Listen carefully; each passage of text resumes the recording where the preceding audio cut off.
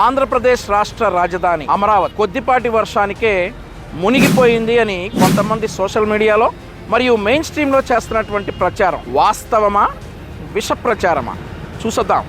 ఈరోజు తారీఖు 20 ఆగస్ట్ 2025. రండి చూసొద్దాం.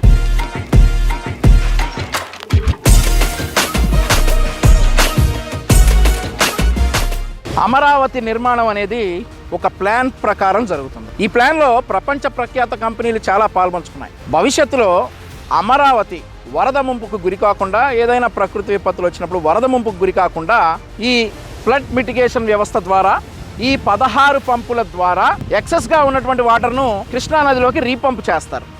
ఇట్లాంటి వ్యవస్థ అమరావతి మొత్తం కూడా ఉంది.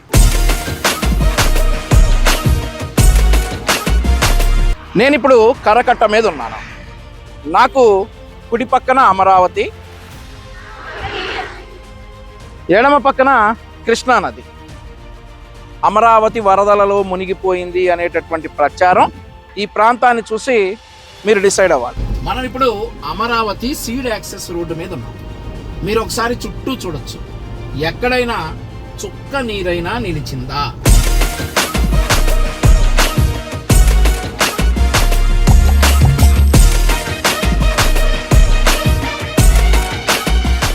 మునిగిపోయింది అని కొంతమంది ప్రచారం చేస్తున్నటువంటి అమరావతిలో ఉన్న తిరుమల తిరుపతి దేవస్థానంలో ఇప్పుడు నేనున్నా. మీరు ఈ పరిసర ప్రాంతాలన్నీ కూడా చూడొచ్చు.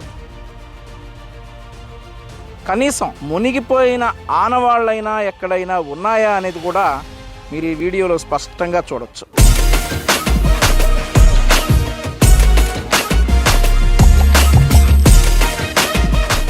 ఇందాక మనం చెప్పుకున్నాం, అమరావతి అనేది పక్కా ప్లానింగ్తో నిర్మించబడుతున్నటువంటి నగరం. దానికి ఆధారాలు మీరు చూడొచ్చు. Under ground piping, under ground drainage అంతా కూడా ఒక ప్లాన్ ప్రకారం నిర్మితమవుతున్నటువంటి నగరం. ఇది ఇంకా నిర్మాణం పూర్తి కాలేదు. పూర్తిగా నిర్మితమైన తర్వాత దీని రూపురేఖలు పూర్తిగా మారిపోతాయి. ఇప్పుడు మనం కొత్తగా నిర్మించబడుతున్నటువంటి CRDA భవనంలోకి వెళ్తున్నాం.